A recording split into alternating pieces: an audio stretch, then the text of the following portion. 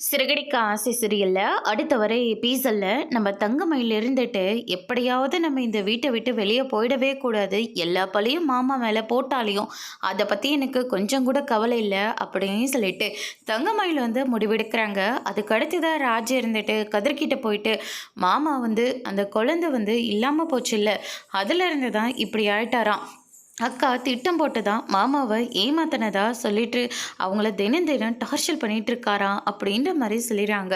கதிர் இருந்துட்டு அண்ணனா இப்படியெல்லாம் பண்ணுது, இதுக்கெல்லாம் வாய்ப்பே இல்லை, இதுக்கு பின்னாடி வேற ஏதோ விஷயம் இருக்கு அப்படின்ற மாதிரி கதிர் வந்து சொல்லிடுறாங்க. அதுக்கு அடுத்ததா சரி நான் அண்ணனை பார்த்து நான் பேசிக்கிறேன் அப்படின்னு சொல்லிட்டு நம்ம கதிர் வந்து முடிவெடுக்கிறாங்க. அதுக்கு அடுத்ததான் நேராக கடைக்கு போகிறாங்க. அங்கே பாண்டியன் இல்லை, சரவணன் மட்டும்தான் கடையில் இருக்காங்க. என்னடா கதிர் இது இவ்வளோ தூரம் வந்திருக்க, கடையில் வியாபாரம் பார்க்காது வந்திருக்கே என்ன, சொன்ன மாதிரி வந்துட்டேடா அப்படின்ற மாதிரி சொல்லிடுறாங்க. நான் வரதெல்லாம் இருக்கட்டேன்னு, ஆனால் எனக்கு ஒரு விஷயம் தெரியணும் அப்படின்ற மாதிரி சொல்லிடுறாங்க.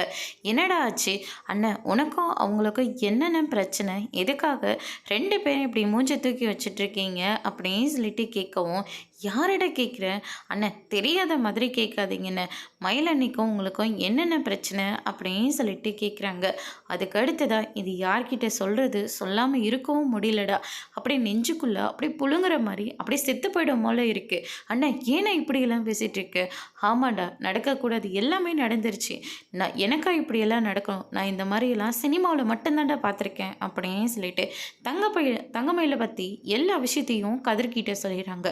கதிர் இதை கேட்டு பயங்கரமாக ஷாக் ஆகுறாங்க. அதோடு இன்னைக்கான ப்ரோமோ முடிச்சிருக்காங்க.